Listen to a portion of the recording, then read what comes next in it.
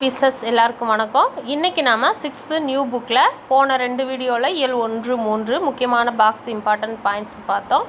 இந்த வீடியோவில் இயல் 3ல் இருக்க இம்பார்ட்டண்டான பாயிண்ட்ஸு பாக்ஸ் கொஸ்டின்ஸ் பார்க்கலாம். அறிவியல் ஆத்திச்சூடி கவிதை பேழையில் கொடுத்துருக்காங்க. நெல்லை சு முத்து உடைய பாடல் வரிகள் கொடுத்துருக்காங்க. அறிவியல் சிந்தனைக்குள் ஆய்வில் மூழ்கு, இயன்றவரை புரிந்து கொள், ஈடுபாட்டுடன் அணுகு, உண்மை கண்டறி, ஊக்கம் வெற்றி தரும். நெல்லை சு முத்து அவர்களின் பாடல்கள். நூல்வெளி தம்மை ஒத்த அலைநீளத்தை சிந்திப்பவர் என்று மேதகு அப்துல் கலாம் அவர்களால் பாராட்ட பெற்றவர். அப்துல் கலாம் அவர்களால் தம்மை ஒத்த அலைநீளத்தில் சிந்திப்பவர் என்று பாராட்ட பெற்றவர் தான் சு முத்து, நெல்லை சு முத்து அவர்கள். இவர் அறிவியல் அறிஞர் மற்றும் கவிஞராக இருக்கார். விக்ரம் சாராபாய் விண்வெளி மையம், சதீஷ் தவான் விண்வெளி மையம், இந்திய விண்வெளி மையம் ஆகிய நிறுவனங்களில் பணியாற்றியவர் யாருன்னா நெல்லை சு முத்து அவர்கள் தான். அறிவியல் கவிதைகள் கட்டுரைகள் பலவற்றை படைத்துள்ளார். 80க்கும் மேற்பட்ட நூல்களை எழுதி வெளியிட்டுள்ளார். அறிவியல் ஆத்திச்சூடி என்னும் நூலில் ஒரு பகுதி தான் இங்கே பாடலாக தரப்பட்டுள்ளது. கவிதை பேழையில் அறிவியலால் ஆள்வோம். இது ஆசிரியர் குழு, பாடநூல் ஆசிரியர் குழு பாடலை கொடுத்துருக்காங்க. ஆழக்கடலின் அடியில் மூழ்கின்னு சொல்லி பாடநூல் ஆசிரியர் குழு எழுதின பாடல் வரிகள் கொடுத்துருக்காங்க. இங்கே இந்த பாக்ஸில் பார்க்கலாம். வானை அளப்போம், கடல் மீனை அளப்போம், சந்திர மண்டலத்தில் கண்டு தெளிவோம், சந்தி தெருப்பெருக்கும் சாத்திரம் கற்போம். இந்த பாடல் வரிகள் யார் சொன்னது அப்படின்னா பாரதியார் அவர்கள். இது ஞாபகம் வச்சுக்கோங்க. வானை அளப்போம் அப்படின்னா பாரதியார். அடுத்தது உரைநடை உலகத்தில் கணினியின் நண்பன் கொடுத்து இந்த நுழையும் முன் பார்க்கலாம். கணினியின் நண்பனில் நுழையும் முன் எல்லா எந்திரமாகிய வருகிற காலம் இது. மனிதர்கள் தாங்கள் செய்யும் செயல்களை எந்திரங்களை கொண்டு செய்யும் வகையில் பலவற்றை உருவாக்கி வராங்க. முடியாத பணிகளை எந்திரங்கள் செய்து வீடு, அலுவலகம், தொழிற்சாலை, மருத்துவமனைங்கிற இடங்களில் பணியாற்றுது. கணக்கு போடும் எந்திரம், கற்றுத்தரும் எந்திரம், வேலை செய்யும் எந்திரம், விளையாடும் எந்திரம் அப்படின்னு சொல்லி எந்திரங்கள் பல வகைகளாக இருக்குன்னு சொல்கிறாங்க. தெரிந்து தெளிவோம்.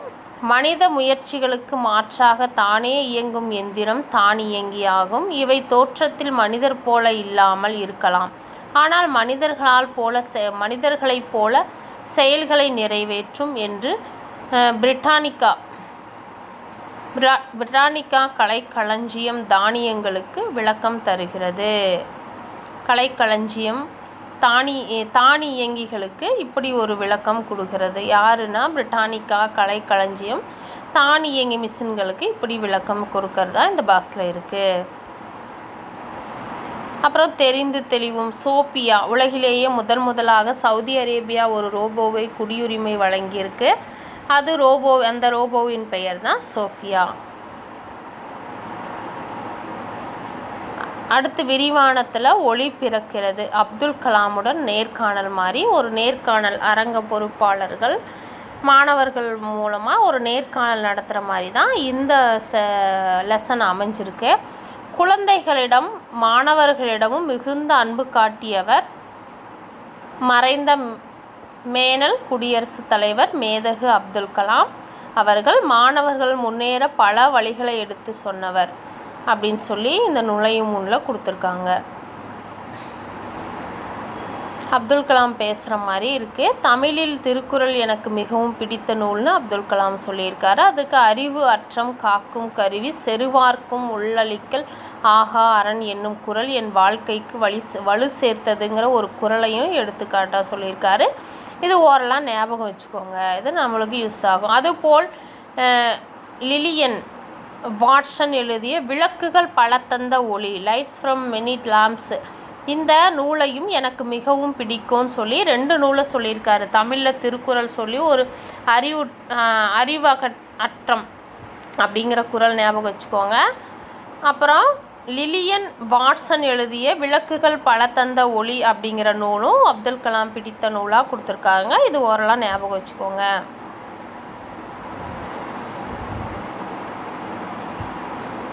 அப்புறம் இலக்கணத்தில் மொழி முதல் இறுதி எழுத்துக்கள் கொடுத்துருக்காங்க. மொழி முதல் எழுத்துக்கள் காசா தா நா பா அப்படிங்கிற எழுத்துக்கள் உயிர்மெய் எழுத்துக்கள் சொல்லில் முதலில் வரும். ஙான் ஞா யா வா அப்படிங்கிற உயிர்மெய் எழுத்து வரிசைகள் சில எழுத்துக்கள் மட்டும்தான் சொல்லில் முதலில் வருகிற எழுத்துக்களாக இருக்குது. அப்புறம் கா வரிசையில் கா என்னும் ஓர் எழுத்து மட்டும் சொல்லில் முதல் எழுத்தாக வருது. எதுன்னா ங்கா. எடுத்துக்காட்டு ங்கணம்.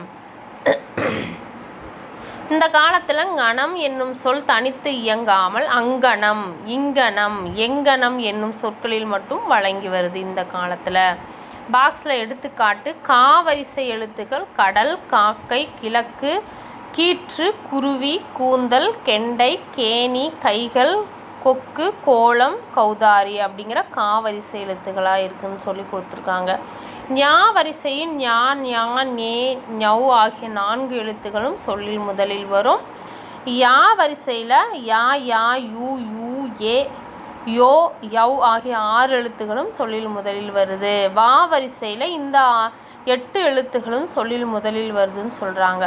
மொழிக்கு முதலில் வராத எழுத்துக்கள் எழுதுனா மெய்யெழுத்துக்கள் 18 எழுத்துக்களும் சொல்லில் முதலில் வராது. டா, நா, ரா, லா, லா, ரா ஆகிய உயிர்மெய் எழுத்துக்கள் வரிசையில் ஓரெழுத்து கூட சொல்லில் முதலில் வராது. ஆயுத எழுத்து சொல்லில் முதலில் வராது.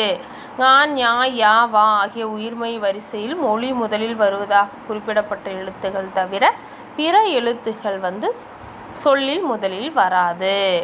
அப்புறம் டமாரம், ரம்பம், லண்டன், பிரான்ஸ், டென்மார்க் போன்ற பிற மொழி சொற்கள் இவற்றை தமிழில் ஒலிபெயர்த்து எழுதுகிறோம். மொழி இறுதி எழுத்துகள் இதுதான். இதெல்லாம் ஓரலாக ஸ்கிப் பண்ணி நீங்கள் பார்த்துக்கோங்க. ஓரலாக படிச்சுக்கிட்டிங்கன்னா போதும். மொழியை ஆள்வோம்ல 1921ஆம் ஆண்டு மத்திய தரைக்கடலில் ஒரு கப்பல் இங்கிலாந்து நோக்கி சென்று கொண்டிருந்தது. தமிழர் ஒருவர் கப்பலில் மேல்தளத்தில் நின்று கடல் அலைகளை பார்த்து கொண்டிருந்தார். திடீரென அவர் உள்ளத்தில் கடல் நீர் நீல நிறமாக காட்சியளிக்கிறது. அவரை உறங்க விடவில்லை. இங்கிலாந்து பயணம் முடிந்து இந்தியா திரும்பினார். பிறகு பாதரச ஆவி விளக்கு, பென்சின் மற்றும் நிறமாலை காட்டி ஆகியவற்றின் முதலில் தமது ஆய்வை தொடங்கினார். அவர் யாருன்னா, ஆய்வின் முடிவில் 1928 பிப்ரவரி 28ஆம் நாள் ராமன் விளைவு என்னும் தமது கண்டுபிடிப்பை வெளியிட்டவர். இக்கண்டுபிடிப்பு இந்தியாவின் அறிவியலுக்கான முதல் நோபல் பரிசு பெற்று தந்தது.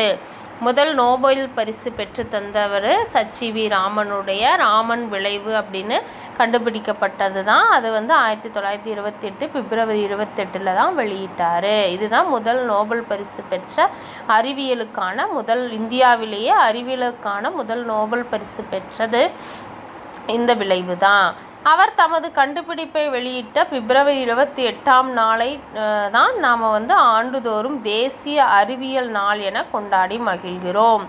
தேசிய அறிவியல் நாள்னு கொண்டாடப்படுகிறது பிப்ரவரி 28ஆம் நாள் தான். ஞாபகம் வச்சுக்கோங்க. எதனால் அப்படின்னா, சசிவி ராமன் விளைவு அப்படிங்கிற கண்டுபிடிப்பை 1928 பிப்ரவரி 28 ஞாபகம் வச்சுக்கோங்க. அதனால தான் நம்ம இதை ஆண்டுதோறும் தேசிய அறிவியல் நாளாக பிப்ரவரி 28 கொண்டாடுறோம். அவர் யாருன்னா, சசிவி ராமன் அவர்கள்.